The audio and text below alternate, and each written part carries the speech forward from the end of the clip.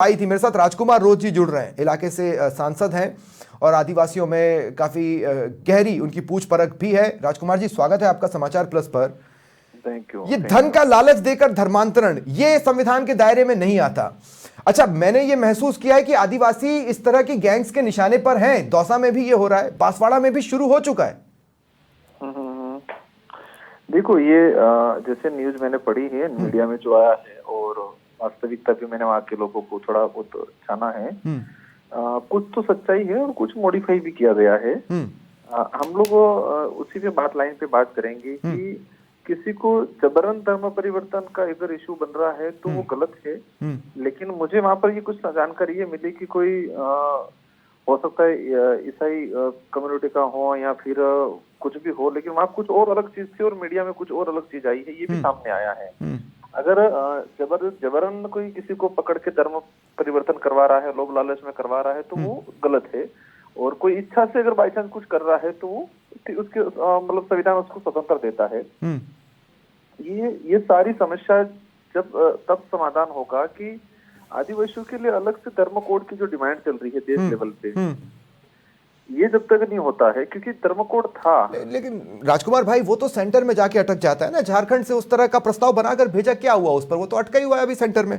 वही चीजें सेंटर केंद्र सरकार, हम लोग भी सांसद है तो हम लोग भी पैरवी करेंगे इसको। एज ए हर कम्युनिटी, जैसे जैन समुदाय है उनको अलग से, आज जैन समुदाय हिंदू धर्म के देवी देवताओं में भी आस्था रखता है, लेकिन अपनी एक आइडेंटिटी उसकी अलग है। तो ये आदिवासियों के लिए अपने हो सकता है किसी में भी आस्था रखते हैं।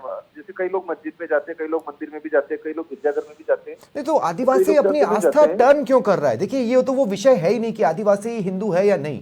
मैं ये कह रहा हूं कि अपनी आस्था से आदिवासी हट क्यों रहा है? ये अब वास्तविकता, ये जो प्रकरण आया है उस प्रकरण में सच्चाई क्या है, अब हालांकि मीडिया में पढ़ा, मैंने वहां के लोगों को भी जाना अभी दोपहर के बाद ही, तो अलग अलग तरीके की बातें आई। उसकी वास्तविक गहराई तक नहीं जाए और जांच का भी चाहिए। पुलिस जांच कर रही है, वास्तविकता क्या है, रिपोर्ट आई है तो उनके बयान होंगे, वास्तविकता क्या वो जांच में सामने क्लियर आ जाएगा। तो राजकुमार भाई, ऐसे में अगर भजनलाल सरकार ये कोशिश कर रही है कि हम अवैध धर्मांतरण के खिलाफ कोई कानून लाएं, तो उसमें बीएपी समर्थन देगी या नहीं देगी? मैं सिंपल सी चीज एक कह रहा हूँ कि ये परिस्थिति पैदा क्यों हो रही है। हम दवाई क्यों खोज रहे हैं भाई? हम ये खोजें कि ये बीमारी पैदा ही क्यों हो रही है। भाई ये ट्राइबल के साथ ही क्यों हो रहा है? ट्राइबल के साथ ही धर्म परिवर्तन है, धर्मांतरण के इशू क्यों होते हैं? आज हमें वहाँ एजुकेशन की जरूरत है, वहां पर कुपोषण है, वहां पर छोटे छोटे धर्मांतरण, ठीक है, ये चीज भी बड़ा इशू है। लेकिन वहां पर कोटड़ा में हमारे बाबूलाल जी मंत्री आते, टीएडी मिनिस्टर अभी, उनके खुद के वहां इलाके से छोटी छोटी बच्चियों का देह व्यापार किया जा रहा है, विदेशों में उनको मतलब अन्य राज्यों में, बड़े बड़े शहरों में भेजा जा रहा है। लेकिन राजकुमार जी, मैं एक चीज कहना चाहता हूँ। सबसे बड़ी समस्या थी, सारी समस्याओं का समाधान। राजकुमार जी, मैं आपसे एक चीज कहना चाहता हूँ। 2020 की एक लिस्ट मेरे पास आई, राष्ट्रीय क्रिश्चियन मोर्चा उदयपुर जिला। उसमें जो 25 नाम है, आप उनके नाम सुनिए: लक्ष्मीलाल ओड, मुकेश मीणा, अरविंद चरण, बालाराम मीणा, इसके अलावा नारायण लाल मीणा, प्रभुलाल डामोर, उदयलाल डिंडोर, लक्ष्मण सोलंकी, दुलाराम मीणा। ट्राइबल होंगे, ये तो सभी ट्राइबल होंगे। हाँ, मैं कह रहा हूँ, आपने बताने पहले मुझे कहा, तो वही चीज कह रहा हूँ कि ये ट्राइबलों के साथ ऐसी चीजें क्यों हो रही है।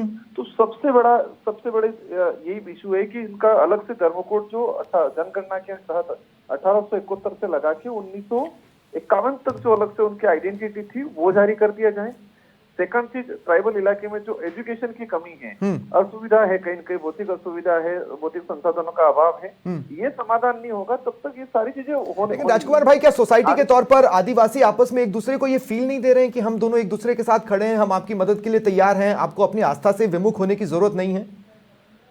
नहीं, हम लोग तो हमारे स्तर से प्रयास कर रहे हैं। भारत आदिवासी पार्टी ने हर प्रकार से इस मामले में प्रयास किया है कि आदिवासी अपनी एक पहचान, अपने कल्चर को बचाए के रखे, किसी के बहका में, किसी के लालच में नहीं आए, वो किसी भी धर्म में नहीं जाए, अपने खुद की पूजा पद्धति, अपनी खुद की रास्ता है, भक्ति परंपरा है, उसी को अपना के रखे, उसी को बरकरार रखे, उसको जीवित रखे और उसी को संरक्षित करे। तो ऐसे लोग जिनके पास ये लोग पहुंचते हैं और लालच देते हैं कि हम आपको दवाई दिलवा देंगे, खाने पीने की व्यवस्था कर देंगे, उनसे आदिवासी बचे रहे, उस संबंध में आप कोई अपील आदिवासी भाइयों से जारी करना चाहते हैं हमारे थ्रू? लोगों ने कर रखी है, कई बार कह रखा है, हमने ये चीजें विधानसभा में भी कही है, लोकसभा में भी बोली है, और आज भी बोल रहे हैं कि आदिवासियों को अपने खुद की, हम लोग अपील आपके चैनल के माध्यम से ये कर रहे हैं कि हमें किसी भी धर्म को जाने की जरूरत नहीं है। आदिवासी की अपनी खुद की पहचान है, व्यवस्था है और सारे धर्मों से पूर्वी, मतलब ये कहे अनादिकाल से, कई हो सकता है मैं किसी धर्म पे कोई लांछन नहीं लगा रहा हूं, लेकिन कुछ धर्म हो सकता है बाद में बने होंगे, लेकिन आदिवासी की अपनी पूजा पद्धति मतलब धर्म पूर्वी है, अनादिकाल से है उनसे।